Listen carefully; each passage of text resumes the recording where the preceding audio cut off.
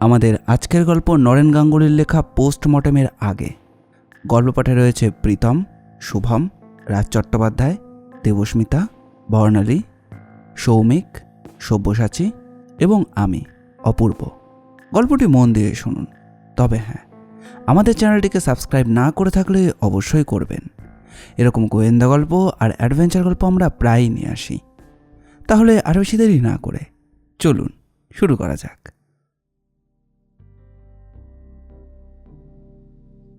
দিনের যে কোনো সুবিধাজনক সময়ে প্রায় মিনিট 50-এর নিয়মিত যোগাব্যায়াম করতেন ঋদ্ধিমান রায়চৌধুরী। ফেব্রুয়ারির শুরুর দিকে এক সন্ধ্যায় সেই অনুশীলন শেষ করে তিনি দীর্ঘক্ষণ শবাসনে শরীর ও মনকে সম্পূর্ণ শিথিল করে রেখেছিলেন। ঠিক তখনই ভাইব্রেশন মোডে রাখা মোবাইল ফোনটি ভমা করে কাঁপতে থাকে। শয্যা থেকে উঠে ফোনটি হাতে নিলেন গোয়েন্দা। হ্যালো। হ্যালো, আমি কি ঋদ্ধিমান বাবুর সঙ্গে কথা বলছি? বলছি, আপনি? নমস্কার, আমি অনির্বাণ চক্রবর্তী তমলুক থেকে বলছি। গত বছর আপনি আমাদের এখানে পিকনিকে এসেছিলেন। ও, মনে পড়েছে। দারুণ সময় কেটেছিল। আপনার আতিথেয়তার কথা তো বলাই যায় না, বিশেষ করে সেই ইলিশ মাছের আয়োজন। বলুন, কি ব্যাপার? আমার কাজের সঙ্গে সম্পর্কিত কিছু? হ্যাঁ, অত্যন্ত মর্মান্তিক ঘটনা ঘটেছে একটা। গতকাল সোনারপুরে আমার একমাত্র বোন আর ছোট ভাগ্নে নিজেদের ফ্ল্যাটের ভেতর থেকে মৃত অবস্থায় পাওয়া গেছে। কিছুক্ষণ আগেই মর্গ থেকে ওদের দেহ দেখে ফিরলাম। ঘটনাটা বাইরে থেকে যেভাবে দেখানো হচ্ছে, মানে আমি ঠিক বিশ্বাস করতে পারছি না। এটা সত্যি নয়। আপনার কি মনে হচ্ছে এর পেছনে অপরাধমূলক কোনো ঘটনা রয়েছে? মনে হচ্ছে নয়, আমি নিশ্চিত যে ওদের খুন করা হয়েছে। তাই পুলিশের বদলে আমি আপনার সাহায্য চাইছি। যদি অনুমতি দেন, 1 ঘন্টার মধ্যে আপনার বাড়ি এসে বিস্তারিত সব বলি। ঘড়ির দিকে একবার তাকিয়ে ঋদ্ধিমান শান্তস্বরে বললেন, অবশ্যই আসুন। ঠিকানা খুঁজতে অসুবিধা হবে না তো? ঢাকুরিয়া মোড়ে যে কোনো দোকানে আমার নাম বলেই বাড়ির রাস্তা দেখিয়ে দেবে। কল শেষ হওয়ার পর কয়েক মুহূর্ত নিশ্চুপ হয়ে দাঁড়িয়ে রইলেন ঋদ্ধিমান। তার মনে প্রশ্ন জাগল, এই শহরে এখন জন্ম আর মৃত্যুর ঠিক অনুপাত কতটা? 60-40 নাকি 70-30? অবশ্য এমন প্রশ্নের নির্ভুল উত্তর পাওয়া কিন্তু কঠিন। চিন্তার স্রোত থামিয়ে তিনি দেবায়ন দত্তের নম্বরে ফোন করলেন। ফোন ধরতেই ওপার থেকে দেবায়ন দত্ত ওরফে দেবুর কণ্ঠস্বর ভেসে এলো। হ্যাঁ স্যার, কেমন আছেন? একটা নতুন কেস এসেছে। দুজনের মৃত্যু, স্বামী স্ত্রী নয়, মা আর ছেলে। ক্লায়েন্ট আমার বাড়িতেই আসছেন। 1 ঘন্টার মধ্যে তুমি পৌঁছাতে পারবে? আচ্ছা, আমি এখনই বেরোচ্ছি স্যার। সত্যি বলতে কি, প্রায় 2.5 মাস আপনার কাছ থেকে কোনো খবর না পেয়ে আমিও একটু ভাবনায় পড়ে গিয়েছিলাম। দেবায়ন দত্ত গোয়েন্দা গৃহে পৌঁছবার 10 মিনিট পরেই অনির্বাণ চক্রবর্তীও এসে গেলেন সেখানে। তাকে একটু জিরিয়ে নিতে দিলেন ঋদ্ধিমান রায়চৌধুরী। কারণ দেখেই বোঝা যাচ্ছে যে তিনি একটি জোর মানসিক আঘাত পেয়েছেন এই অঘটনে, যার প্রভাব তার শারীরিক অবস্থাতেও পড়েছে। এবার আপনি ঘটনাটা পরিষ্কার করে বলুন তো। অনির্বাণবাবু শুরু করলেন। তার একমাত্র বোন মেঘলা মুখোপাধ্যায়ের সম্বন্ধ করে বিয়ে হয় সৌরভ মুখোপাধ্যায়ের সঙ্গে। সুঠাম, স্বাস্থ্যবান চেহারা আর গায়ের রংটা একটু কালো। সিমেন্সে মোটা মাইনের ইঞ্জিনিয়ার। 6 বছর আগে ওদের বিয়ে হয়। ওদের একটি ফুটফুটে ছেলেও রয়েছে। আর তার একটি সুন্দর নামও রেখেছিল ওরা, হৃদয়। ন্যাচারালি ভাগ্নেকে ডাকনাম ধরেই ডাকত সে, ঋদু। চোখ দুটো ছলছলিয়ে এলো অনির্বাণবাবুর। গলাটাও বুঝে এলো সাময়িকভাবে। একটু ঢোক গিলে বললেন, জানেন ঋদ্ধিমান বাবু, প্রিম্যাচিওর বলে একটু আন্ডারওয়েট হয়েছিল বাচ্চাটি। বরাবরই ডেলিকেট কনস্টিটিউশনের, কিন্তু চোখ দুটো এমনই ড্রিমি। ওর মুখটা বারবার মুখের সামনে ভেসে উঠছে আমার। এত সুন্দর 5 বছরের শিশু এভাবে হঠাৎই সব শেষ হয়ে গেল। ঋদ্ধিমান রায়চৌধুরী এবং দেবায়ন দত্তের চোখে মুখে নীরব সমবেদনা। ওরা অনির্বাণবাবুকে সামলে নিয়ে আবার গল্পের খেই ধরবার সময় দিলেন। অনির্বাণবাবু যা বলল তা একটা এই রকম। ওরা লাস্ট ইয়ারে নতুন ফ্ল্যাট কিনেছিল, শুভম রেসিডেন্সি, সোনারপুরে। মজুমদার কনস্ট্রাকশন প্রজেক্টে এটি 8 তলা বাড়ি। 6 তলার পূব দিকে ওদের ফ্ল্যাট, ফ্ল্যাট নম্বর 43। বাইরে থেকে দেখতে খুবই সুখী পরিবার। বাবা ব্যস্ত রোজগেরে, অফিসের কাজে প্রায়ই কলকাতার বাইরে যেতে হয়। মেঘলায় English medium school South View একাডেমিতে বাংলা পড়ায়, আর ঋতু ওই স্কুলের প্রেপ ক্লাসে পড়ে। কিন্তু বোন মুখ ফুটে কিছু না বললেও ভাগ্নের কাছে আমি খবর পেতাম যে মাঝে মধ্যেই ওর বাপ মার মধ্যে তুমুল ঝগড়া হয়। তখন তাকে বোর্ডিংয়ে পাঠাবার প্রসঙ্গটা তোলে সৌরভ, আর মেঘলা মুখোপাধ্যায় প্রাণপণ সে প্রস্তাব নাকচ করে। এসব দেখে শুনে বাচ্চাটারও মন খারাপ হয়। আমার সঙ্গে ফোনে কথা বলতে গিয়ে কেঁদেও ফেলেছে 2-1 দিন। ঋদ্ধিমান চৌধুরী বলল, একটু ইন্টারাপ্ট করছি, আপনার কি মনে হয় সৌরভ মুখোপাধ্যায় তার ছেলেকে ভালোবাসতেন না? আমাদের সামনে তেমন কিছু প্রকাশ পায়নি। খেলনা টেলনা প্রচুর কিনে দিত, তবে সামহাও যাকে বলে স্বতঃস্ফূর্ত স্নেহের উষ্ণতা, তার অভাব ছিল। এর কোনো সম্ভাব্য কারণ কি আপনি ভেবেছেন? আমার মনে হয়েছে জেলাসি। মানে ছেলে বাবার চেয়ে মাকে বেশি ভালোবাসতো বলে? অনির্বাণবাবু একটু গলাটা ঝেড়ে নিয়ে বললেন, না, ব্যাপারটা রিতম বসুকে নিয়ে। রিতম খুবই ভালো ভদ্র ছেলে, ফ্রিল্যান্স জার্নালিস্ট। মেঘলার কলেজ জীবন থেকেই বন্ধু। আমিও দেখেছি তাকে বহুবার। মনটা ওর প্রচণ্ড খোলামেলা। ঋতু বলতো রিতম কাকু মাঝে মাঝে এসে ওর সঙ্গে অনেক গল্প করে, চকলেট দেয়, বল খেলে। কিন্তু বাবা বাড়ি থাকলে মা রিতম কাকুর সামনে হাসে না, খুব কম কথা বলে। একদিন সৌরভ ভীষণ বদমেজাজ দেখিয়েছে। তারপর বহুদিন রিতম আর আসেনি ওদের বাড়ি। দেবায়ন দত্ত এবার একটা প্রশ্ন করল, রিতমবাবু বুঝি এখনও ব্যাচেলার? হ্যাঁ, উনি সংসারী সংসাজতে চান না, তবে যতদূর জানি সংযত জীবনযাপনই করেন। তার মানে সৌরভবাবু রিতমবাবুকে মেঘলাদির লাভার হিসাবে ধরে বেশ জেলাসি ফিল করতেন, তাই কি? অনির্বাণ মাথা ঝাঁকিয়ে সায় দিলেন, অবশ্য আমরা যদি ধরে নিই যে সৌরভ স্ত্রী পুত্রকে মার্ডার করেছেন, আপনি তো তাই ভাবছেন অনির্বাণবাবু? সে যদি নিজে হাতে না করে থাকে, মানে ধরুন যদি কাউকে দিয়ে করিয়ে থাকে। দেবায়ন দত্ত গভীরতর আগ্রহ সহকারে বলল, সুপারি কিলার? ওয়াও! আপনার যদি এই ধারণা হয়, পুলিশ কেন তা ভাবছে না? ঘটনাটা কিভাবে ঘটেছে এবার বলুন তো। অনির্বাণ চক্রবর্তী বিবৃতি দিলেন, আমি খবরটা পেলুম মহানগর গোয়েন্দা শাখার ডিটেকটিভ ইন্সপেক্টর মিস্টার অজয় ঘোষের কাছ থেকে। পুলিশ মেঘলার মোবাইল থেকে আমার নম্বর পেয়েছে। সোনারপুর থানার পুলিশের প্রাথমিক তদন্ত অনুযায়ী বন্ধ ফ্ল্যাটের মধ্যে মা ও ছেলের মৃতদেহ পাওয়া গেছে। মেঘলার দেহ সিলিং ফ্যান থেকে ঝুলছিল। হৃদুকে শ্বাসরোধ করে মারা হয়েছে মুখে বালিশ চেপে। প্রাথমিক পোস্টমর্টম বলছে মৃত্যুর সময় দুপুর 1টা থেকে 2:30-এর মধ্যে। কাউকে বাইরে থেকে ঢুকতে দেখা যায়নি। সৌরভ অফিসের কাজে দিল্লি গিয়েছিল কয়েকদিন। সেদিনই বিকেল 3:30 নাগাদ সে ফেরে, কিন্তু তার ফ্ল্যাটের চাবি সে কোথায় হারিয়ে ফেলেছে বলে কেয়ারটেকারকে জানায়। ফলে অনেকবার বেল দিয়ে ভেতর থেকে কোনো সাড়া শব্দ না পেয়ে এবং মোবাইল ফোনে রেসপন্স না পেয়ে সে কেয়ারটেকার এবং দারোয়ানের সাহায্যে দরজা ভেঙে ফ্ল্যাটে ঢোকে এবং ওই দৃশ্য দেখে পুলিশকে খবর দেয়। ইন্টারেস্টিং। সৌরভবাবুর ওই দিনই ফেরাটা হতেই পারে, কিন্তু সেই সঙ্গে চাবি হারানোটা একটু রেয়ার কোইন্সিডেন্স বলে মনে হচ্ছে। হ্যাঁ, আমারও তাই মনে হয়েছে। এই বিষয়ে কেয়ারটেকার নির্মল দেখে আমি খুঁটিয়ে জিজ্ঞেস করেছিলাম। তিনি বলেছেন সৌরভকে ভীষণ হেল্পলেস, উদ্ভ্রান্ত দেখাচ্ছিল। সত্যিই নাকি দিশেহারা চোখে মুখের অবস্থা হয়েছিল তার। হতেই পারে এরকম অবস্থায়। তারপর অনির্বাণবাবু আবার ফিরে গেলেন তার বিবৃতিতে, হ্যাঁ, মেঘলার দেহ শাড়ি পেঁচিয়ে ঝুলছে সিলিং ফ্যান থেকে। কাঠের টুলটা মেঝেতে উল্টে পড়ে আছে। তা থেকেই পুলিশ অনুমান করেছে, প্রায় সিদ্ধান্তই নিয়ে নিয়েছে যে আমার বোন সুইসাইড করেছে এবং তার আগে নিজেই নিজের ছেলেকে শেষ করেছে। মানে উন্মাদ হয়ে সে এমন অস্বাভাবিক ভায়োলেন্সের পথ বেছে নিয়েছে।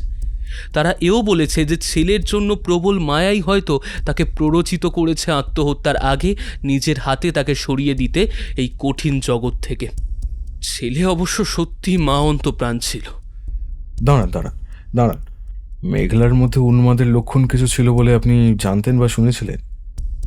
মেঘলা ডিপ্রেশনে ভুগত স্যার, তার জন্য ট্র্যাঙ্কুলাইজার জাতীয় ওষুধ খেত, এটুকুই শুনেছি।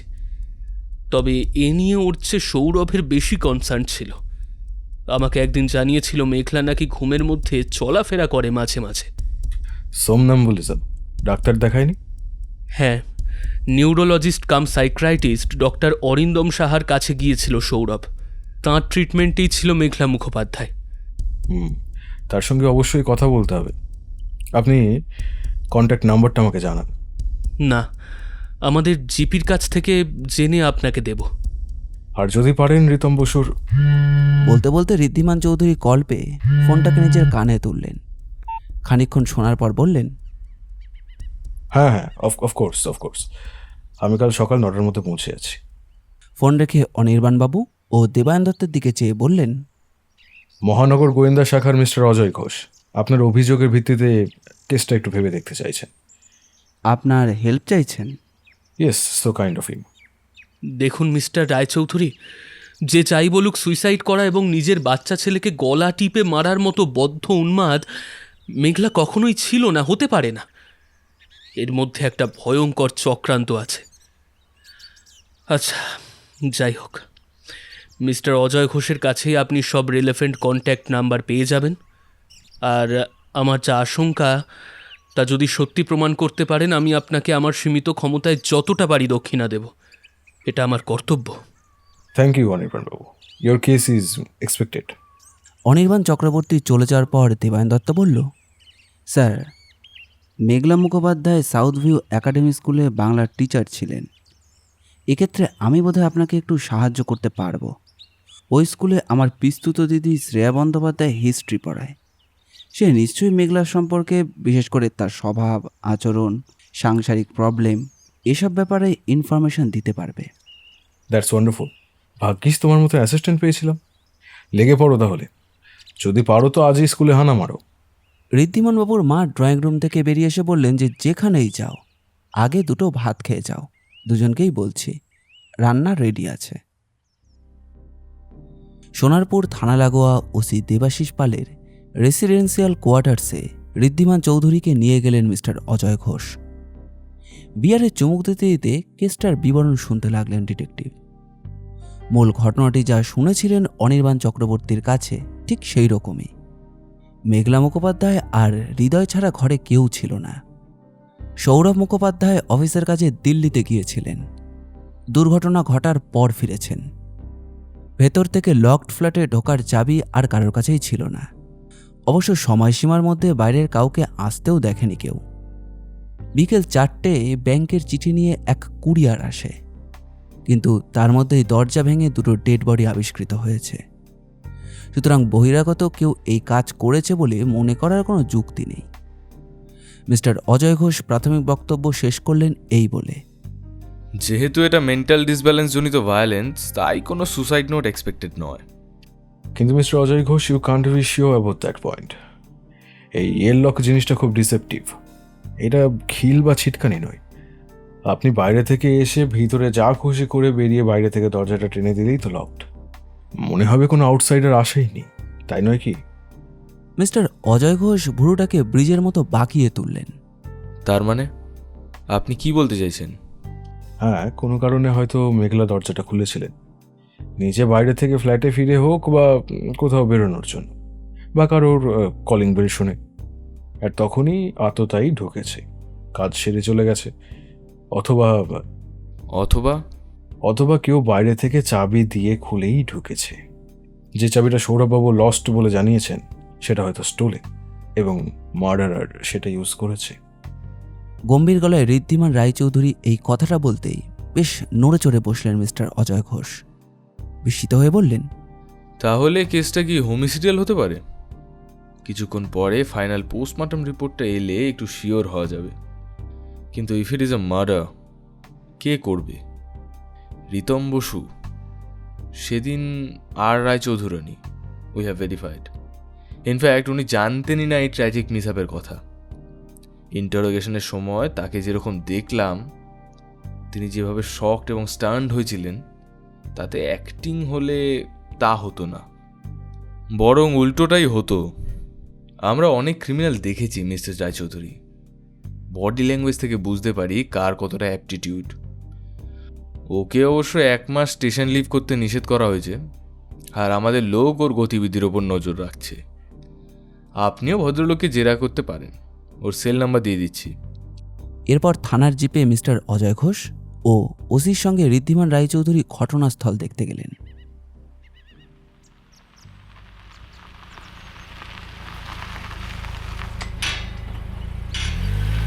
সত্যজিৎ ওরফে শুভম রেসিডেন্সির গেটটা খুবই সুন্দর।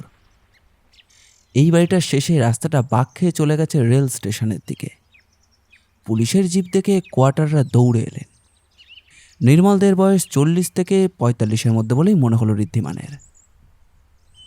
নতুন ফ্ল্যাট বাড়িতে এইরকম দুর্ঘটনার ধাক্কায় চোখে মুখে একটা দুশ্চিন্তা আর ভয়ের ছাপ পড়েছে। মিস্টার অজয় ঘোষ তাকে বললেন, আজ সন্ধ্যায় ফ্ল্যাটের লোকেদের বয়ান নেব, সবাইকে থাকতে বলবেন সেক্রেটারির ঘরে। এখন যান, লাগলে ডাকবো। ফ্ল্যাটের দরজা সিল করা ছিল।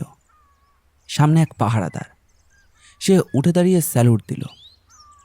ফোনে ওপরওয়ালাকে জানিয়ে সাবধানে সিল খুলে ঋদ্ধিমানকে নিয়ে ঢুকলেন মিস্টার অজয় ঘোষ।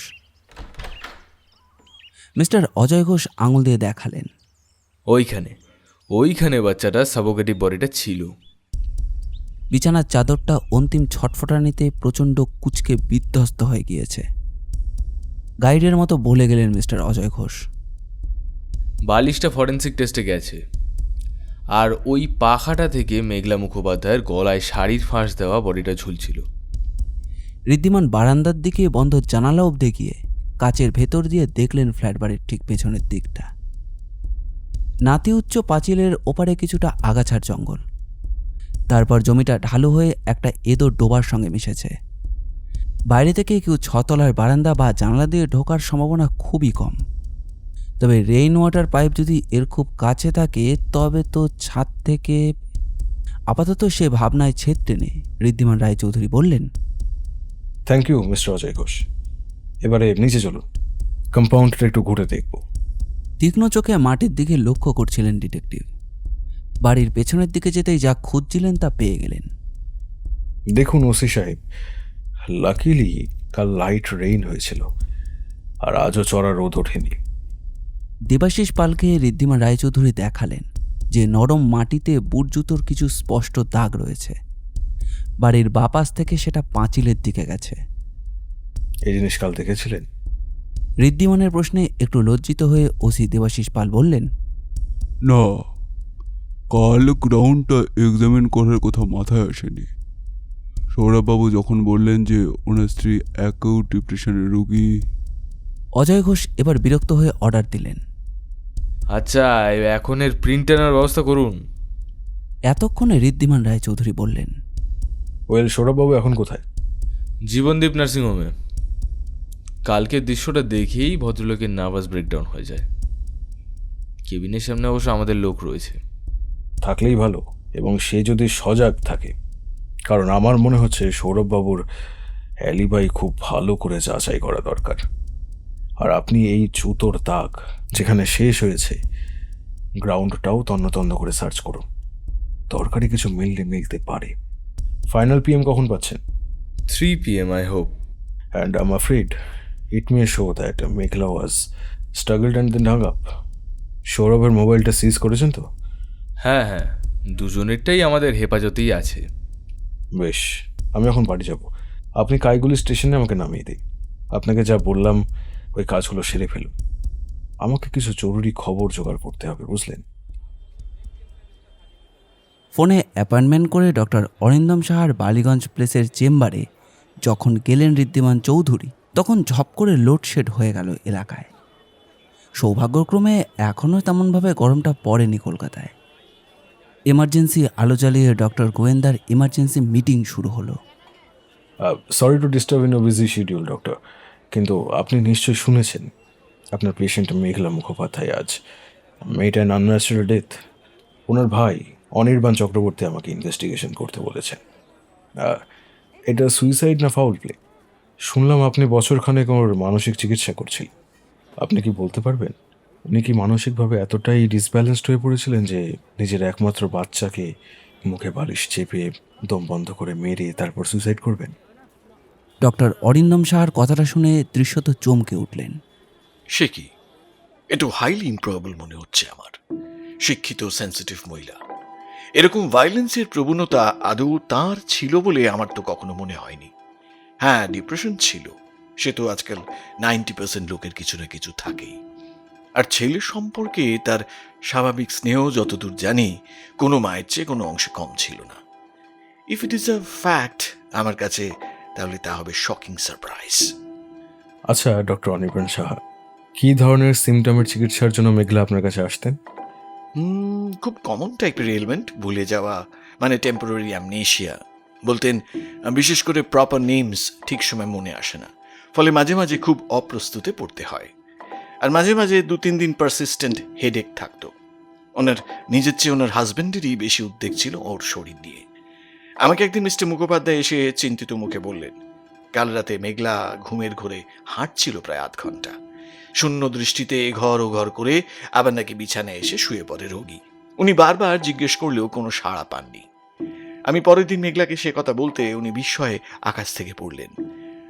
অবশ্য এই ধরনের পেশেন্টের এরকমই হয়, চোখ খোলা থাকলেও তাদের চেতনা গভীরভাবে ঘুমন্ত থাকে। আপনি মেঘলাকে কী ধরনের ওষুধ দিয়ে ট্রিটমেন্ট করেছিলেন ইদানিং? আমার মতো লেবানের বোধগম্য করে যদি বলেন। ডাক্তার একটু ভেবে বললেন, 15 দিন আগেও তো তাকে দেখেছি। আদৌ তিনি উন্মাদ ছিলেন না, একথা আমি জোর দিয়ে বলবো। তার চোখ, পালস, কথাবার্তা, বডি ল্যাঙ্গুয়েজ থেকে এরকম কোনো ভায়োলেন্ট অ্যাকশনের ইন্ডিকেশন পাইনি। ইউজুয়াল অ্যান্টি ডিপ্রেশন 2 ট্যাবলেট দিয়েছিলাম, আর ব্রেন ফাংশন ভালো রাখার জন্য ওই মেনোস্পিনার, প্যান্টোটাক, মানে কোনোটাই হ্যাবিট ফর্মিং নয়। আপনি জিজ্ঞেস করলেন বলে মনে পড়ল, সৌরভবাবু বলেছিলেন ওনার মা নার্ভ প্রবলেমের জন্য গার্ডিনাল খেতেন। সেটা আমি যদি ওনার ওয়াইফকে প্রেসক্রাইব করি, কিন্তু ওটার long term effect very harmful proved হয়েছে এবং ড্রাগটা ব্যান্ডও হয়ে গেছে। আমি উল্টে ভদ্রলোককে বলেছিলাম, যান না বউকে নিয়ে কদিন হলিডে করে আসুন কোনো সুন্দর স্পটে, দেখবেন অনেক চিয়ারফুল লাগবে ওকে। আমার অ্যাডভাইস মতো ওনারা ঘুরেও এসেছিলেন সপ্তাহখানেক, আর তারপর সত্যি রিফ্রেশড দেখেছিলাম ওকে। এ ধরনের সেটব্যাক ওয়াজ টোটালি আনএক্সপেক্টেড। আপনাকে ধন্যবাদ ডক্টর অনির্বাণ শাহ। যদি এটা হোমিসাইড কেস হিসেবে কোর্টে ওঠে, আশা করি আপনি আইনকে যথাসম্ভব সাহায্য করবেন। হ্যাঁ হ্যাঁ, সে তো করবই। এর আগে 4 বার আমাকে উইটনেস বক্সে উঠতে হয়েছে। বলতে বলতে চেয়ার ছেড়ে উঠে ডক্টর অরিন্দম সাহা ঋদ্ধিমান চৌধুরীকে সি অফ করলেন।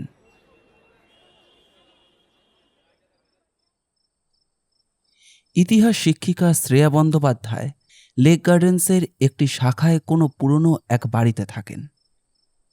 তার শ্বশুরের যৌবনে করা এ বসতবাড়ি পাড়ার অন্যতম প্রাচীন বনেতে বাড়ি।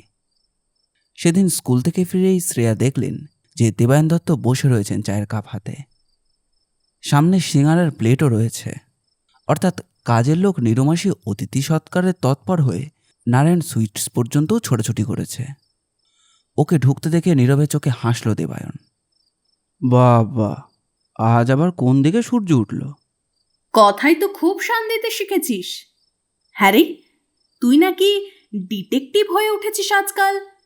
তুমি জানলে কোত্থেকে? কেন, তুই নিজেই তো বলেছিলি মামার মার্ডারের সময় থেকে তুই অসিত না অজিত বোমকেশের চেলা হয়েছিস।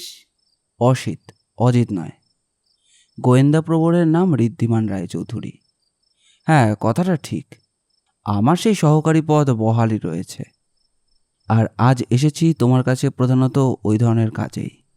5 সেকেন্ড বিস্ফারিত চোখে ওর দিকে চেয়ে শ্রেয়া বলে উঠল, মেঘলা? ইয়েস। পুলিশ ভাবছে ভদ্রমহিলা পাগল হয়ে গিয়ে নিজের কচি ছেলেটাকে নিষ্ঠুরভাবে মার্ডার করে নিজেই সুইসাইড করেছেন। তুমি তো ওকে বহুদিন ধরেই ইন্টিমেটলি জানো। Do you believe it? না, কাগজের রিপোর্ট পড়ে আমি স্তম্ভিত। মেঘলা মাঝে মাঝে ডিপ্রেশনে ভুগত ঠিকই, রোজ এতগুলো বাচ্চাকে ট্যাকেল করা আর কাঁড়ি কাঁড়ি হোমওয়ার্ক দেখার পর সব স্কুল টিচারের পক্ষে সেটা স্বাভাবিক, কিন্তু এরকম ভায়োলেন্ট এক্সট্রিম স্টেপ ওর মতো মেয়ের পক্ষে নেওয়া জাস্ট ইম্পসিবল। তাছাড়া ঋতুকেও ভীষণ ভালোবাসত। আমার মনে হয় আই এম অলমোস্ট শিওর এর পেছনে ওর বর সৌরভের কারসাজি আছে। তুমি কেন ভাবছো যে ওর হাজব্যান্ড এ ব্যাপারে ইনভলভড? ওনার দাদারও কিন্তু ঠিক একই রকম সন্দেহ।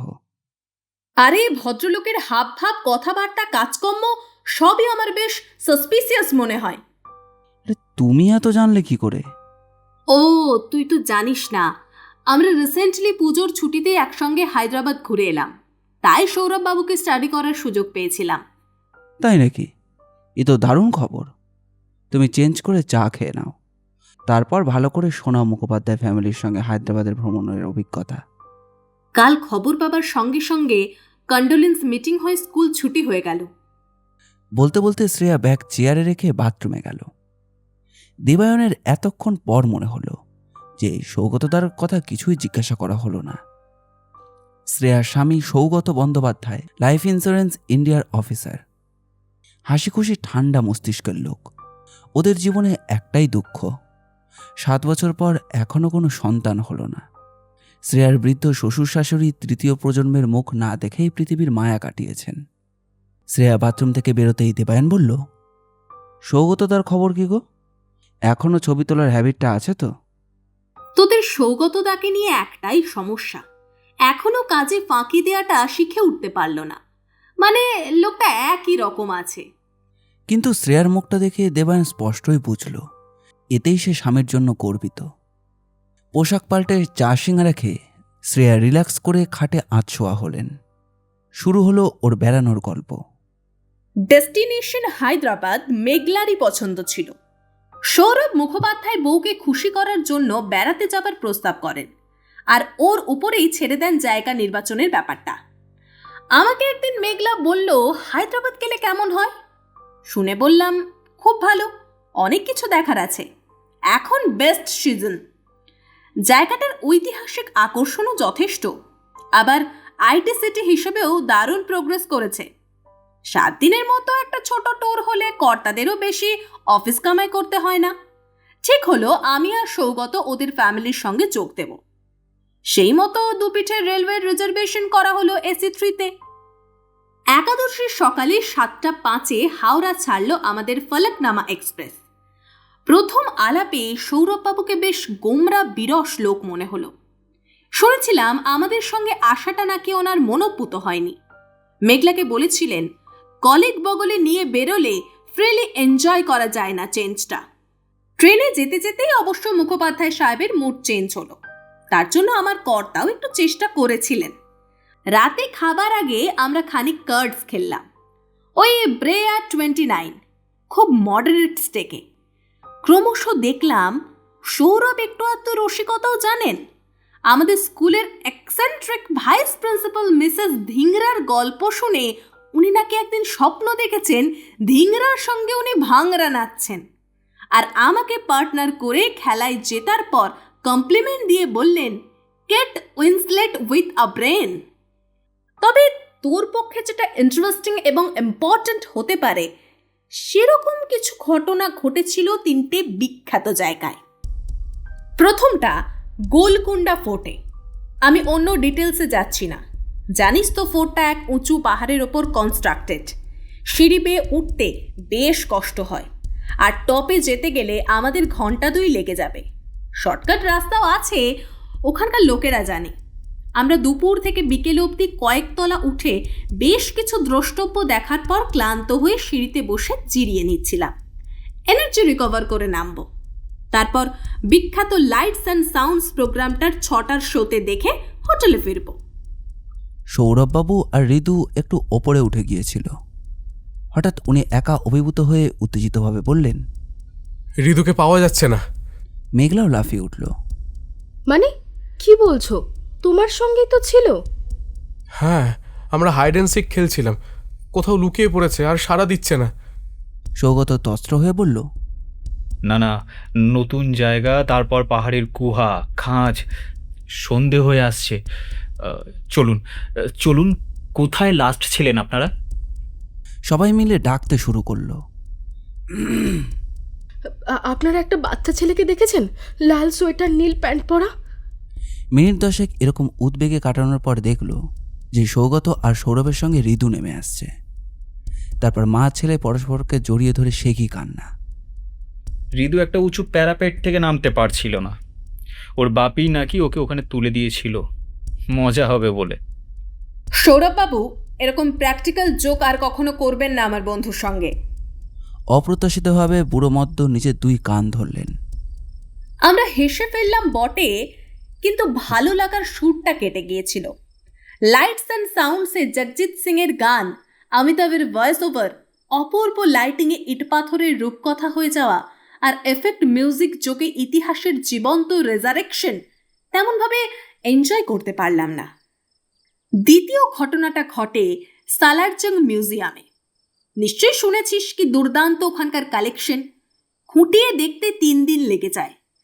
বেলা 12টায় যে বিখ্যাত ঘড়িটার বাজনা দেখতে লোকে সেন্ট্রাল ইয়ার্ডে ভিড় করে, সেটাই বরং ভীষণ ছোট এবং স্ক্রিনে এনলার্জ প্রজেকশনের পরও তত ইমপ্রেসিভ নয়। মেঘলা তো বলেই ফেলল। এই যে ওয়ার্ডসওয়ার্থের ওয়াই আর ভিজিটেড। যাই হোক, অনেক মূর্তি, প্রাচীন ঐতিহাসিক মুদ্রা, তৈজসপত্র, পোশাক, বিখ্যাত চাইনিজ ব্লু পার্সেলিন, মেরি আতোয়ানেতের লেখার টেবিল, রবি বর্মা, অবনীন্দ্রনাথ, নন্দলাল, এম বোস ইত্যাদির অসাধারণ পেন্টিংস দেখে মন ভরে গেল।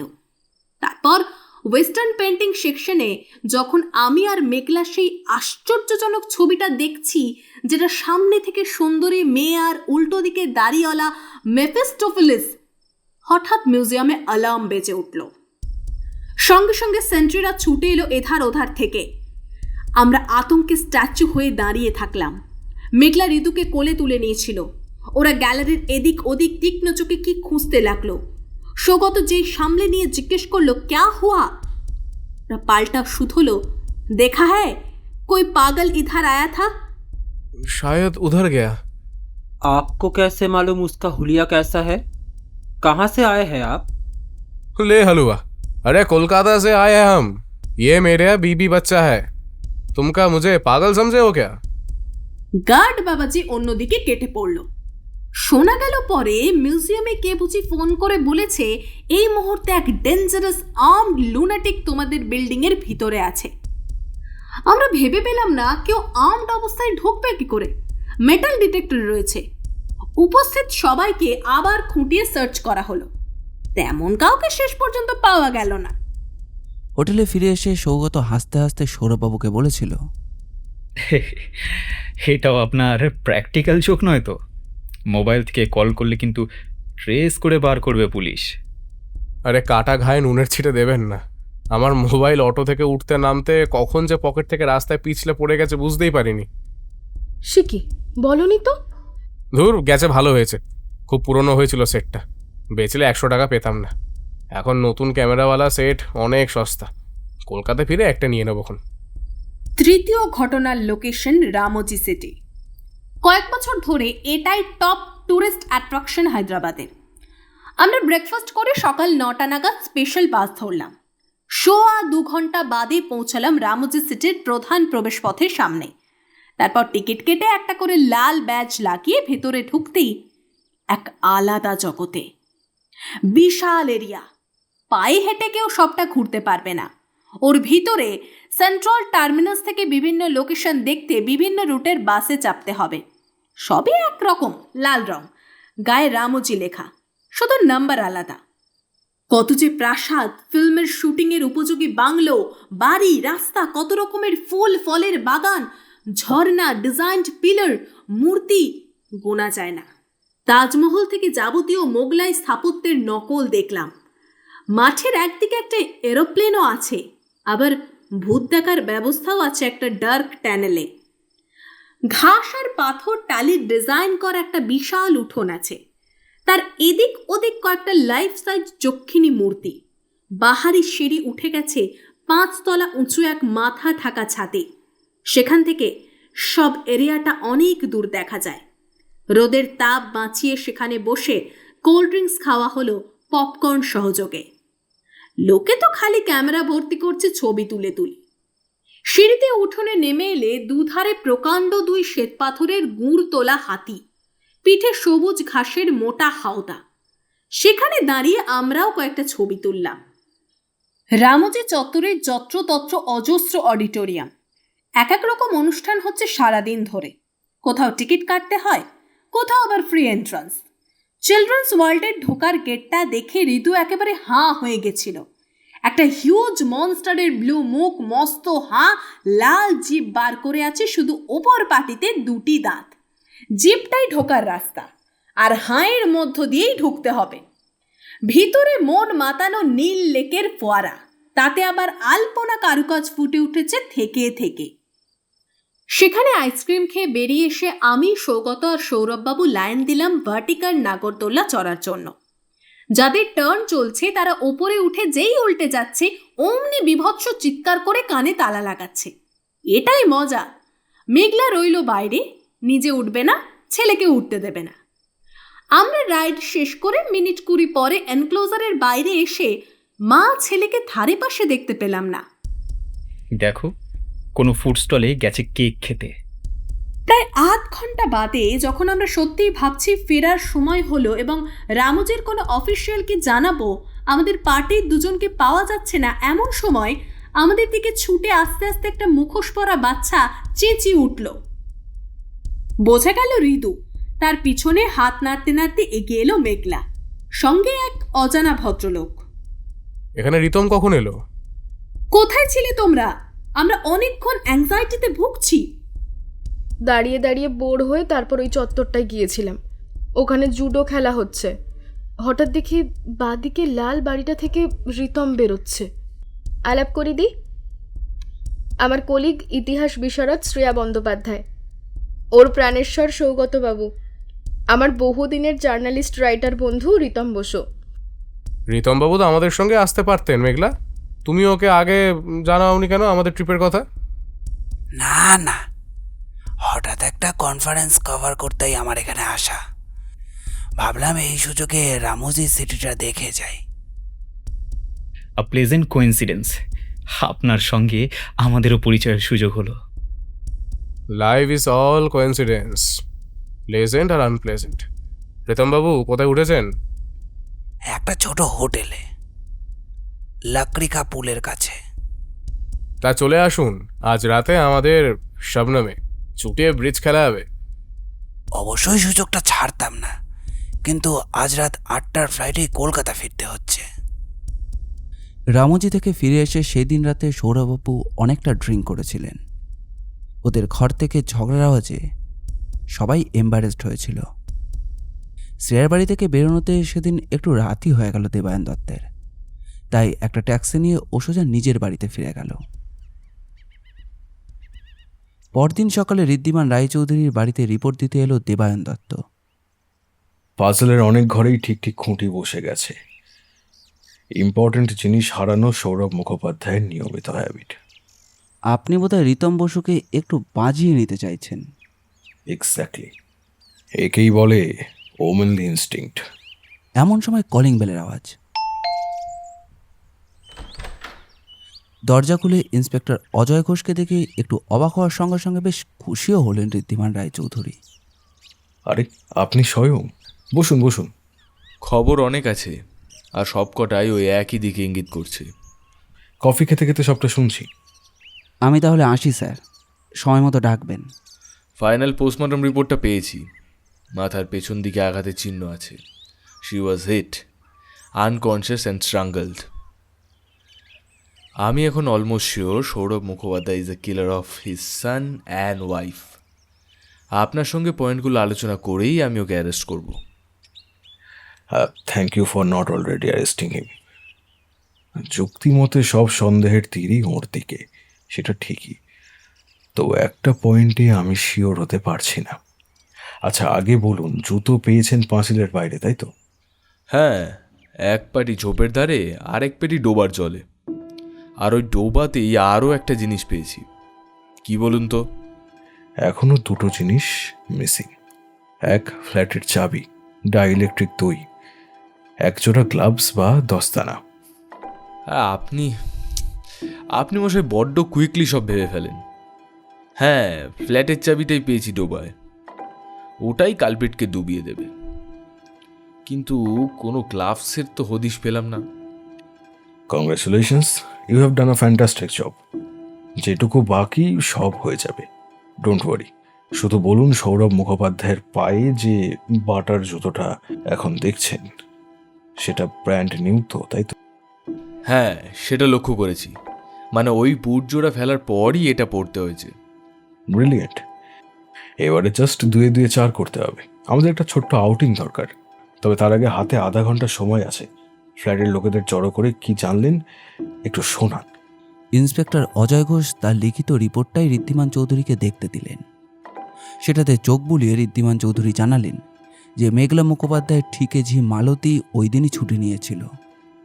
আর আরও একটা গুরুত্বপূর্ণ খবর, 39 নম্বরে তপন মুখার্জি নামে এক মাঝবয়সী ভদ্রলোক দুপুর 1:45 নাগাদ লিফটের দিকে যেতে যেতে 43 থেকে বাচ্চা গলার তীক্ষ্ণ চিৎকার শুনেছিলেন। চিৎকারটা হঠাৎ ওঠার পরই থেমে যায়। কান পেতেও তিনি আর কিছু শুনতে পাননি। ঋদ্ধিমান রায়চৌধুরী ইন্সপেক্টর অজয়কে শুধলেন, ওয়াচম্যান মনিন্দর দুবে বলছে যে ডিউটি দিতে দিতে সৌরভ মুখোপাধ্যায়কে সে দিল্লি থেকে ফিরে গেট দিয়ে ঢুকতে দেখেছে অ্যাট 3:30। বেলা 1টা থেকে 2টো পর্যন্ত সে কোথায় ছিল বলেছে কি? হ্যাঁ, ওই সময়টাও লাঞ্চ করে। অর্থাৎ এই সময়ে যে কেউ বাইরে থেকে এসে বিল্ডিংয়ের ভেতরে ঢুকে পড়ার সবচেয়ে সুবিধাজনক সময়। And who knows it better than Sourav Mukhopadhyay. চলুন এবার আমরা বেরোই। উদ্ধার করা জুতো জোড়া কোথায় রেখেছে? আপাতত সোনারপুর থানাতেই আছে, আন্ডার লক অ্যান্ড কি। আপনি কি দেখবেন? হ্যাঁ, দেখতেও হবে। দেখাবেন আবার কাকে? সৌরভ মুখোপাধ্যায়কে? চলুন না, আপনি তো সঙ্গেই থাকছেন। ঋদ্ধিমান রায়চৌধুরী আর ইন্সপেক্টর অজয় ঘোষ জিপটা নিয়ে সোজা সোনারপুর থানায় পৌঁছতেই ওসি দেবাশিস পাল বেরিয়ে 2 হাত প্রসারিত করলেন। আসুন স্যার। তারপর বিশেষভাবে ঋদ্ধিমান চৌধুরীর দিকে তাকিয়ে বললেন, স্যার, ওই জুতোর ছাপ থেকে এক ঢিলে জুতো আর চাবি 2ই মিলে গেল, যাকে বলে white and. Inspector Ajay Ghosh official সুরে বললেন, মিস্টার দেবাশিস পাল, জুতোর ব্যাগটা নিয়ে আমাদের সঙ্গে আসুন। Next step of our investigation starts now. Yes sir. বলে দেবাশিস পাল একটা ব্যাগ তুলে নিলেন, তাতে লেখা এক্সিবিট নম্বর 3। ঋদ্ধিমান চৌধুরীর নির্দেশে জিপ প্রথম এসে থামল শুভম রেসিডেন্সির পাশে। সেখান থেকে সরু পায়ে চলা পথটা বিল্ডিংটার পেছনে আড়াআড়ি চলে গেছে। কয়েক পা বাঁদিকে গিয়ে থেমে গিয়ে দেবাশিস পাল ঋদ্ধিমান চৌধুরীকে দেখালেন ডান দিকের ঢালু জমিতে কোথাও আগাছায় আটকে ছিল একটা পার্টি ট্রাকা, আর বাকি পাটটা ডোবার কোনো এক জায়গা থেকে তোলা হয়েছিল। আরও বললেন, লাকিলি স্যার, ওই সেকেন্ড জুতোটার মধ্যেই চাবিটা পেয়ে গেলাম। ঋদ্ধিমান চৌধুরী পাঁচিলের দিকে ফিরলেন। তার মানে এই জায়গাতেই ভিতরের উঠোন থেকে খুনি পাঁচিল লাফিয়ে উঠেছে এবং লক্ষ্য করেছে মাটিতে তার জুতোর ছাপ। তারপরে এই ধারে নেমেই সঙ্গে সঙ্গে সেই জুতো জোড়া ফেলে দিয়ে নিজেকে সেভ করতে চেয়েছে। ব্যাড লাক, একটা জুতো ঝোপে আটকে সহজেই আর একটার দিকে লোকের নজর টেনেছে। তারপর সে কোথায় গেল? অবশ্যই অবিলম্বে নতুন এক জোড়া জুতোর খোঁজে। এখান থেকে নিয়ারেস্ট বাটার দোকান কোথায়? স্টেশন রোডে।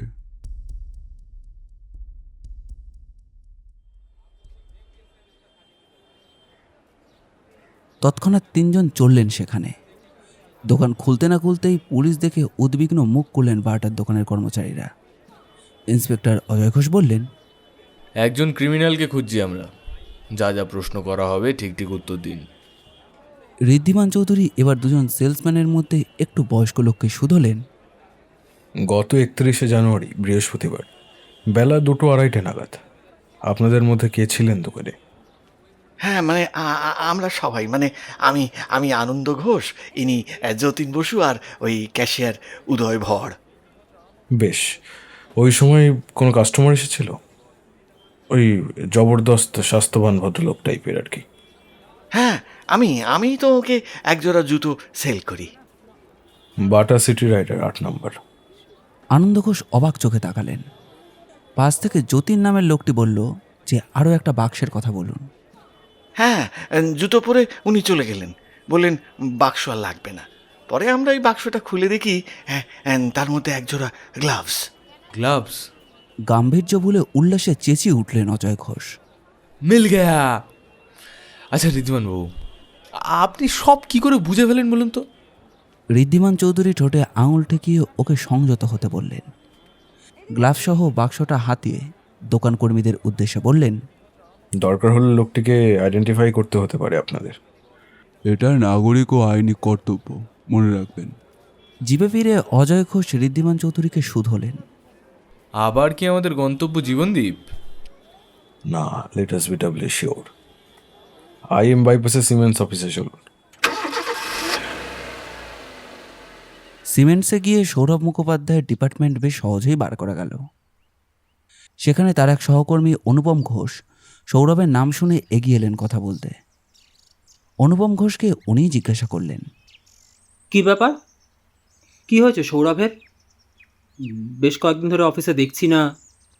ইন্সপেক্টর অজয় ঘোষ পাল্টা শুধলেন। আপনি নিশ্চয়ই সৌরভ মুখোপাধ্যায়কে বেশ ভালোভাবে চিনতেন।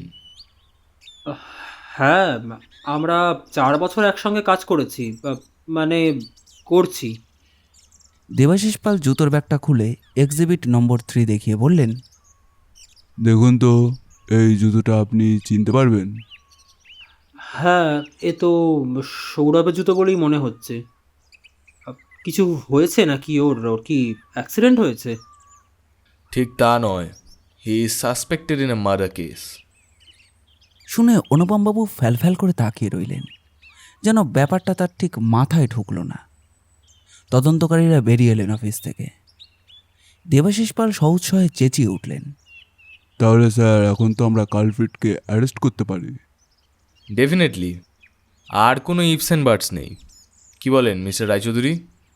ইয়েস, এই কেসে হুডানিট এ নিয়ে গোড়া থেকেই কোনো ধাঁধা তেমন ছিল না। সেই জন্যই কোনো রকম স্টান্ট লুকিয়ে আছে কিনা 100% দেখাটা দরকার। আমাকে আর কয়েকটা ঘন্টা সময় দিন প্লিজ। ইন্সপেক্টর অজয় ঘোষ একটু বিরক্ত হলেও ফিকে হাসলেন। আপনি মশাই বড্ড পারফেকশনিস্ট, একেবারে ট্রিপলি শিওর হতে চান। ঠিক আছে, কাল আর্লি মর্নিংয়ে শুভ কাজটা সম্পন্ন করা যাবে। ধন্যবাদ, চলি এখন। ঋদ্ধিমান চৌধুরী একটা ট্যাক্সি নিয়ে বাড়ির পথ ধরলেন। ট্যাক্সিতেই রিতম বসুর নাম্বারটা প্রেস করলেন। The Vodafone number is busy শুনে কাট করতেই ঋদ্ধিমান চৌধুরীর মোবাইলটা বেজে উঠল। হ্যাঁ, রিতম বসুই ওকে চেষ্টা করছিলেন একই সময়ে। তৎক্ষণাৎ ভদ্রলোককে তার বাড়িতে আসার নির্দেশ দিলেন গোয়েন্দা। রিতম বসুর চেহারাটা লম্বা আর ছিপছিপে, রোম্যান্টিক ধরনের। সিনেমার নায়ক না হলেও নায়কের বন্ধু তো হতেই পারতেন। তবে ঘটনার পরিপ্রেক্ষিতে ভদ্রলোকের মুখে বিষাদের ছায়া পড়েছে। নমস্কার প্রতিনমস্কারের পালা শেষ হতেই সরাসরি আসল বক্তব্যে চলে গেলেন রিতম বসু। বললেন, এই ট্র্যাজেডির জন্য নিজেকেও খানিকটা দায়ী বলে মনে হচ্ছে। কেন এ কথা বলছেন? আপনি জানেন কে খুন করেছে? মেঘলার হাজবেন্ড সৌরভ মুখোপাধ্যায় তাকে আর বাচ্চাটিকে মার্ডার করেছে বলে আমার দৃঢ় ধারণা।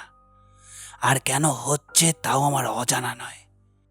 আমি যদি মেঘলার সঙ্গে সম্পর্ক না রাখতাম, ওর জীবনে এই বিপর্যয় আর দুঃখজনক পরিণতি কিছুতেই হতো না।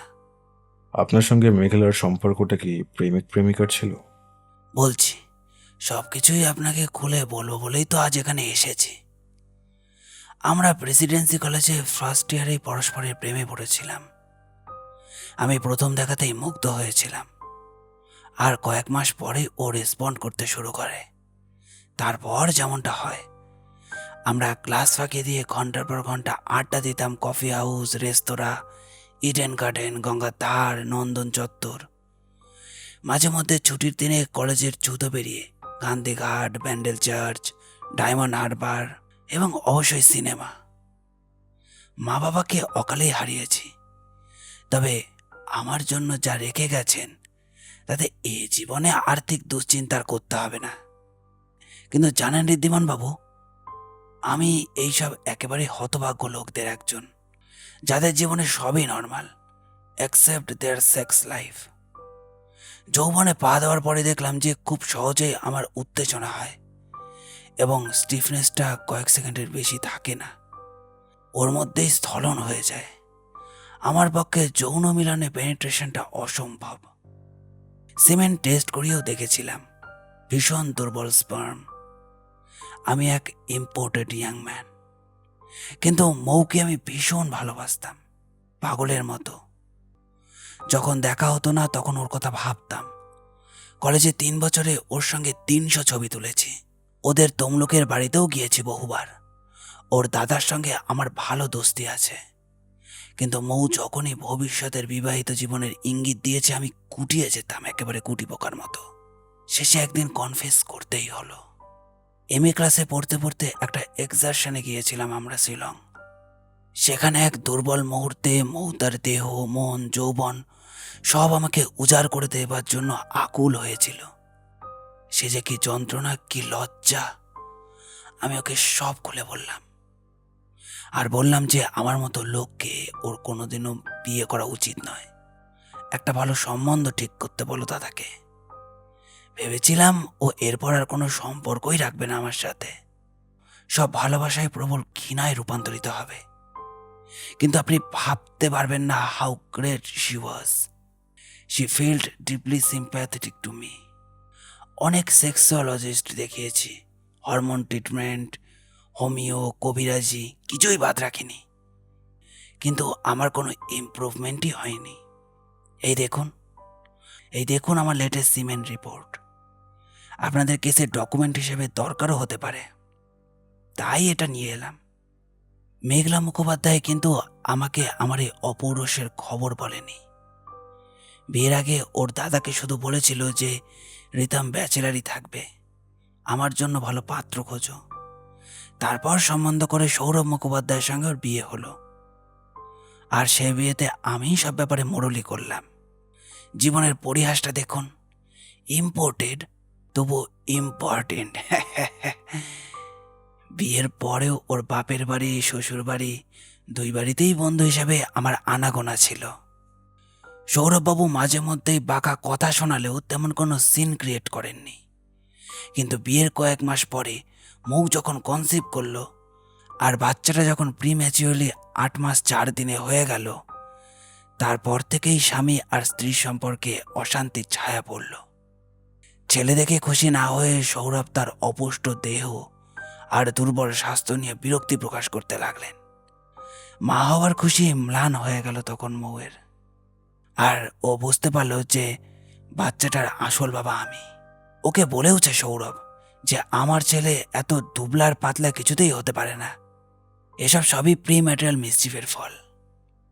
আমি তারপর বহুদিন মুখে বলেছি আমার ইম্পেটেন্সের ফ্যাক্টটা সৌরভকে জানাতে, দরকার হলে রিপোর্ট দেখাতে, কিন্তু ও বলেছে যে এটা তোমার লজ্জা, আমার লজ্জা, পৃথিবীতে আর কাউকেই জানাবো না, তুমিও কাউকে বলবে না, আমায় ছুঁয়ে শপথ করো।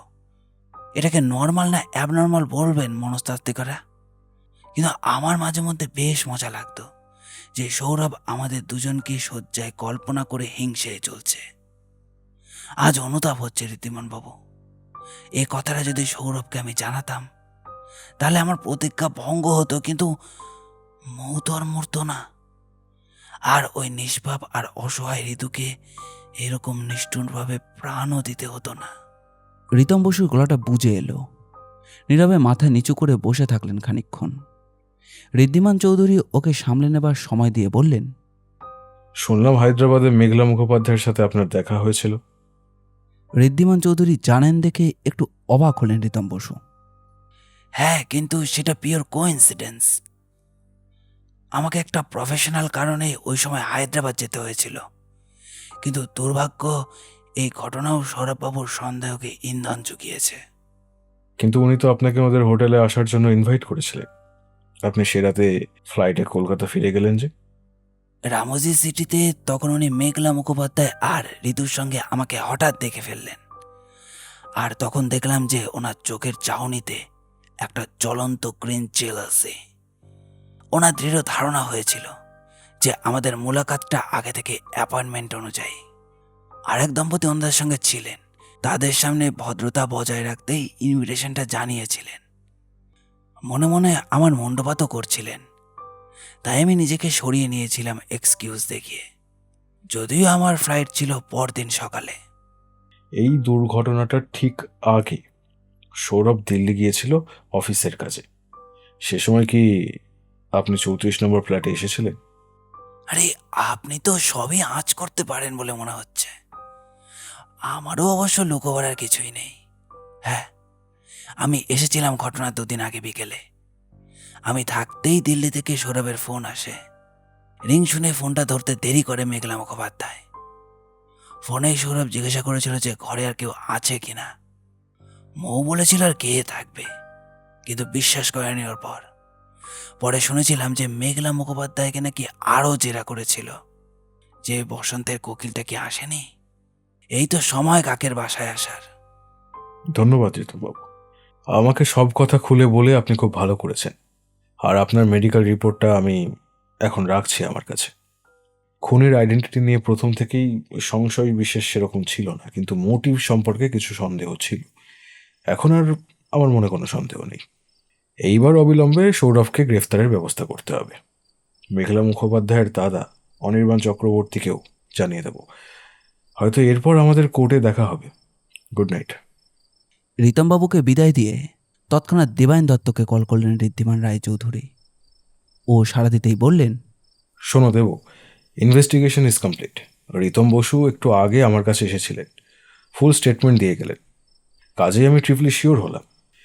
শুধু বাকি আছে খুনির স্বীকারোক্তিটা।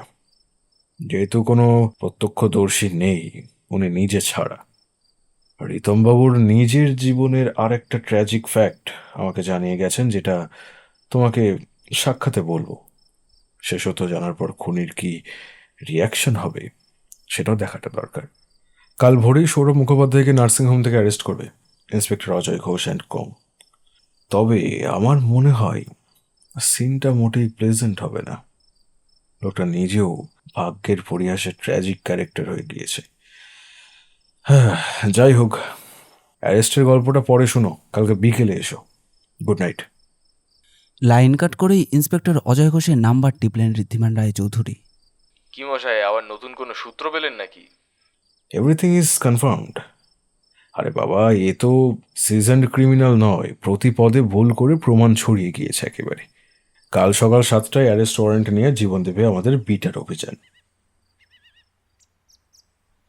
5ই ফেব্রুয়ারি সকাল 6:25 ইন্সপেক্টর অজয় ঘোষের টাটা সুমোর মতো সাইজের স্পেশাল পুলিশ কার ঋদ্ধিমান রায়চৌধুরীর বাড়ির সামনে এসে হর্ন দিল।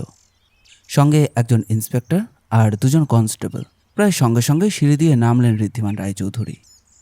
কিন্তু এ ধরনের অভিযানে যে উৎসাহ এবং প্রত্যাশাজনিত উত্তেজনা অনুভব করেন গোয়েন্দারা, আজ ঋদ্ধিমান চৌধুরীর মনে কিন্তু সেরকম কোনো অনুভূতি রইল না। ওদিকে মাথায় টুপি আর কোমরে রিভলভার সহ পুরো ইউনিফর্মে শোভিত ইন্সপেক্টর অজয় ঘোষের ফিগার রোদে ঝকঝক করছিল। গাড়ির দরজার সামনে দাঁড়িয়েছিলেন ভদ্রলোক। ঋদ্ধিমান রায়চৌধুরীকে নামতে দেখেই সৌৎসাহে গুড মর্নিং বলে দরজাটা খুলে ধরলেন। ঋদ্ধিমান রায়চৌধুরীর দিক থেকে কোনো উচ্ছ্বাসিত সাড়া না পেয়ে একটু অবাক হলেন ইন্সপেক্টর অজয় ঘোষ। গন্তব্যের দিকে ছুটে চলল গাড়ি। একটু পরেই নিজে ঋদ্ধিমান রায়চৌধুরী বলে উঠলেন, আপনি বোধহয় ভাবছেন আমি এই মুহূর্তে উৎসাহে টকবক করছি না কেন। আসলে সৌরভবাবু বউ ছেলেকে মার্ডার করেছেন ঠিকই, কিন্তু এই কেসে কোনো রিয়েল ভিলেন নেই যাকে ফাঁসিতে ঝোলাতে পারলে আমি আপনার মতো খুশি হতাম। বুঝলেন কিনা? গোটা ব্যাপারটা খুবই ট্র্যাজিক। ট্র্যাজিক তো বটেই, মহিলারই বা কী বয়স আর ওইটুকু একটা বাচ্চা ছেলে। কিন্তু আপনি এই নৃশংস ডাবল মার্ডারের পরও ভিলেন নেই বলছেন? কি করে বলছেন তা? আপনি পুরো কাহিনী তো জানেন না এবং সেভাবে ভাবার চেষ্টা করেননি। এই ট্র্যাজেডিটা অ্যাকচুয়ালি 4 জনের। আমাদের প্রফেশনে মশাই এত সেন্টিমেন্টাল হলে চলে না। বলে বেশ গম্ভীর হয়ে গেলেন অজয় ঘোষ। বাকি রাস্তাটা আর কোনো কথাবার্তা হলো না। সোনারপুর ঢুকে ওসি দেবাশিস পালকে গাড়িতে তোলা হলো। নার্সিংহোমে ঢুকে সোজা 2nd ফ্লোরের 11 নম্বরে হানা দিল পুলিশ। আগে রিভলভার হাতে ইন্সপেক্টর অজয় ঘোষ, তার পেছনে ঋদ্ধিমান রায়চৌধুরী, আর তারপর ইন্সপেক্টর চৌবে এবং ওসি দেবাশিস পাল, এবং সবশেষে 2 জন কনস্টেবল। দরজা আনলকড ছিল। নব ঘুরিয়ে ঢুকতেই বাধাকতে বলে গেলেন সিআইডি প্রবর, hands up Sourav Mukhopadhyay, you are under arrest on the charge of murdering Meghla Mukhopadhyay and her child Hridoy Rai under Indian Penal Code Act. Inspector Ajay ঘোষের পেছনে দলবল দেখে প্রথমে একটা আতঙ্কের ছায়া নামলো তার চোখে মুখে, তারপর সামলে নিয়ে বললেন, অ্যারেস্ট ওয়ারেন্ট আছে আপনার সঙ্গে? রায়চৌধুরী, আরও অ্যাডিশনাল কিছু ডকুমেন্টস আমাদের সঙ্গে আছে।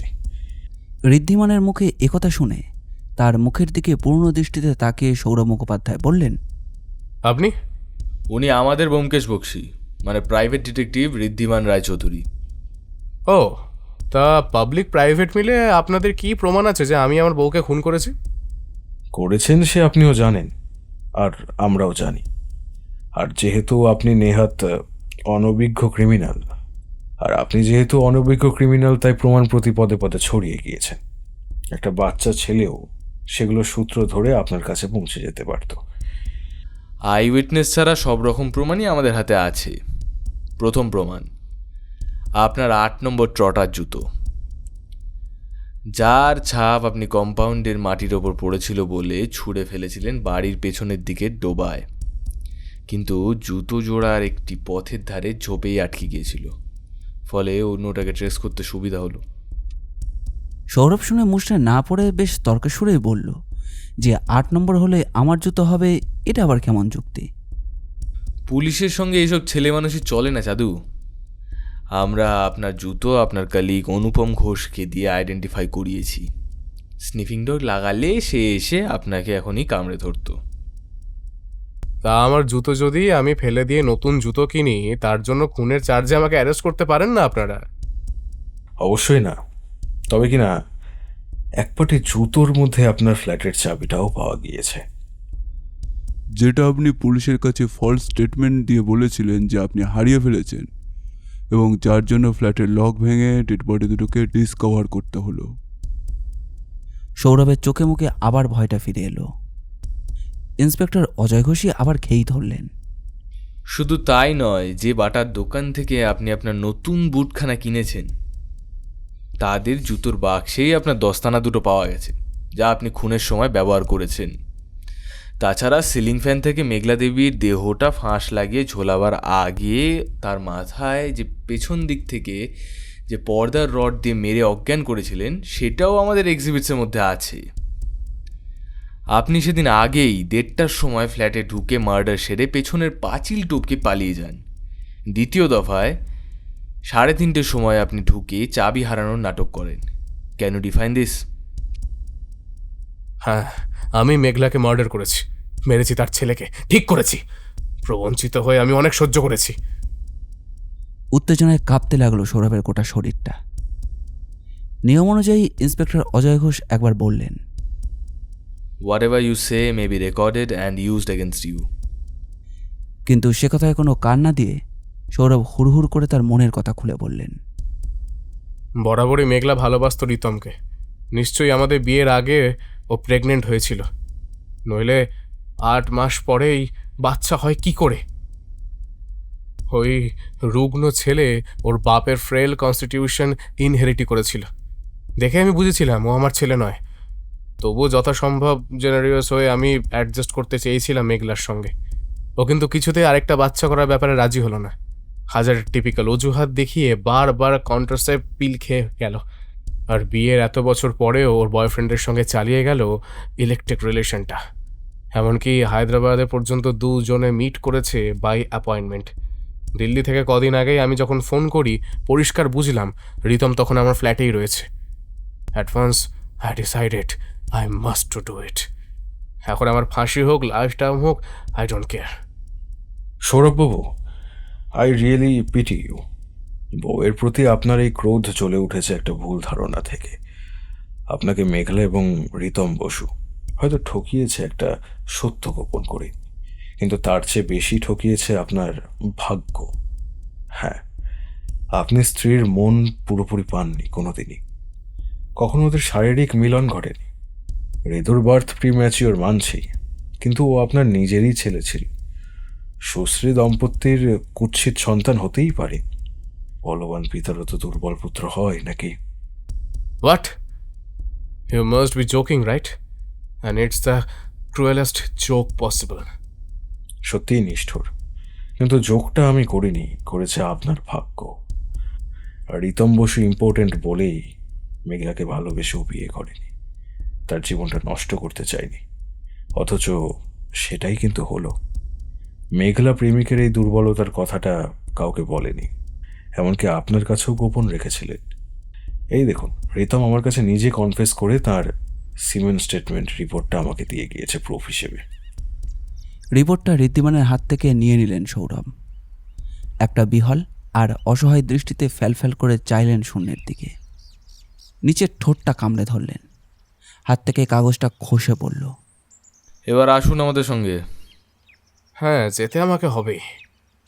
ওসি দেবাশিস পালের হাতে ধরা হ্যান্ডকাফের দিকে হাত শিথিলভাবে বাড়াতে গিয়েও কেমন যেন ঘোর লাগা চোখে ইন্সপেক্টর অজয় ঘোষের দিকে তাকিয়ে সৌরভ বললেন, 1 মিনিট, একবার একটু টয়লেট দিয়ে ঘুরে আসি। 1 মিনিটের বেশি দেরি করবেন না। লাগোয়া বাথরুমের দরজাটা বন্ধ হলো। না, মোটেই বেশি দেরি হয়নি। 1.5 মিনিটের মধ্যেই একটা ভারী জিনিস পড়ার জোরদার আওয়াজ, আর সঙ্গে সঙ্গে হসপিটালের পাশে মেন রোডে হৈ হৈ করে চিৎকার জুড়ে দিল সবাই। কিছুক্ষণের মধ্যে সবই জানা গেল যে কিভাবে এক লহমায় সৌরভ নার্সিংহোমের 3 তলার বাথরুমের জানালা দিয়ে হেডমুন্ডু উদ্যপথ হয়ে সোজা নিচে রাস্তার ওপর মরণ ঝাঁপ দিয়েছেন। না, পালাবার জন্য নয়, নিশ্চিত সুইসাইডের জন্য। আর সে ব্যাপারে তিনি সম্পূর্ণ সাফল্য লাভ করেছেন। বিভৎসভাবে খুলিটা ফেটে রক্ত আর ঘিলুতে রাস্তার চারধার পুরো ছিন্ন বিচ্ছিন্ন হয়ে গিয়েছে। নিঃসন্দেহে ইনস্ট্যান্ট ডেথ। সেদিন বিকেলে দেবায়ন দত্তকে নিজের বাড়িতে ঘটনাটা শুনিয়ে ঋদ্ধিমান চৌধুরী বললেন, আমি বুঝতে পারছি উনি শেষ মুহূর্তে সত্যটা জেনে কি যন্ত্রণাটা পেয়েছেন। কেসটা যে মানুষের কোর্টের এবং কারাগারের গণ্ডির বাইরে চলে গিয়েছে, এতে আমি খুশি। আপনি কি এরকম কিছু আঁচ করেছিলেন? না, আমি তো সর্বজ্ঞ নই, শুধু বুঝেছিলাম যে এই ট্র্যাজেডিতে কোনো ইয়াগো নেই, খুনিকেও সিম্প্যাথি দেখানো যায়। শুনে দেবায়ন দত্ত বিষণ্ণভাবে মাথাটা নিচু করে রইল। ঋদ্ধিমান রায়চৌধুরী একটু পরে ওর মাথায় আলতো করে আঙুলের ঠেলা দিয়ে বললেন, cheer up Debu, life must go on. আর আমাদের হাতে বেশি সময় নেই, এক্ষুনি বেরোতে হবে। কোথায়? প্রথমে উন্মন টিভি 6:30, তারপর অনবরত চ্যানেল, ইন্সপেক্টর অজয় ঘোষ আর আমার সঙ্গে তুমিও থাকবে। এই কেসটার লাইভ ডিসকাশন হবে, ফোনে থাকবে দর্শকরা। জাস্ট আ মিনিট, করমচাঁদ সাহেব, শাশ্বতকে জানিয়ে দিই আমাদের প্রোগ্রামের কথাটা। প্রথমে উন্নমন, আর তারপর অনবরত এই অর্ডারে, তাই তো? ট্যাক্সিতে যেতে যেতে ঋদ্ধিমান রায়চৌধুরী জানালেন আরও কিছু খবর তার সহকারিণীকে। হ্যাঁ হ্যাঁ, সে হতভাগা তো মেহবাবুকে সশরীরে দেখতেই পায়নি কোনোদিন, অন্তত পর্দায় তো দেখুক। বেচারা রিতম বসু আর স্টার বাংলা খপ্পরে পড়েছে, ওরা ওকে নিয়ে এক্সক্লুসিভ প্রোগ্রাম করেছে মেঘলা মুখোপাধ্যায়ের হত্যাকাণ্ডে। ত্রিকোণ প্রেম রহস্য, কারোর সর্বনাশে এইসব চ্যানেলগুলোর পৌষ মাসের ঘুম পড়ে। তুমি এক কাজ করবে, আমাদের কেসগুলো কালেক্ট করে যে বইটা বার করতে চাইছো সেটার কথা আজই টিভিতে দর্শকদের বলে দিও। আমিও গলা মিলিয়ে আবেদন জানাবো। 1 বৈশাখে রিলিজ করার টার্গেট করতে হবে। শুনেছি ইদানিং বইমেলা ঘেঁটে যাওয়াতে পাবলিশাররা একটু নববর্ষটাকেই নতুন বই রিলিজের সময় হিসেবে ফিরিয়ে আনতে চাইছে। বাবা, আপনি এসব খবরও জানেন? জানতে হয়, নইলে যে পিছিয়ে পড়তে হয়। আমাদের আজকের গল্পটি ভালো লাগলে অবশ্যই লাইক করবেন, আর কীরকম লাগলো সেটি কমেন্ট করে জানাবেন। আমরা আপনাদের মধ্যে থেকে একটি কমেন্ট পিন করে দেব। এই রকম গোয়েন্দা গল্প আর অ্যাডভেঞ্চার গল্প আমরা প্রায় নিয়ে আসি। আমাদের চ্যানেলটি ঘুরেও আসতে পারেন। আমাদের চ্যানেলটিকে সাবস্ক্রাইব করে আমাদের পাশে থাকবেন। আপনাদের ভালোবাসা একান্ত কাম্য। ধন্যবাদ।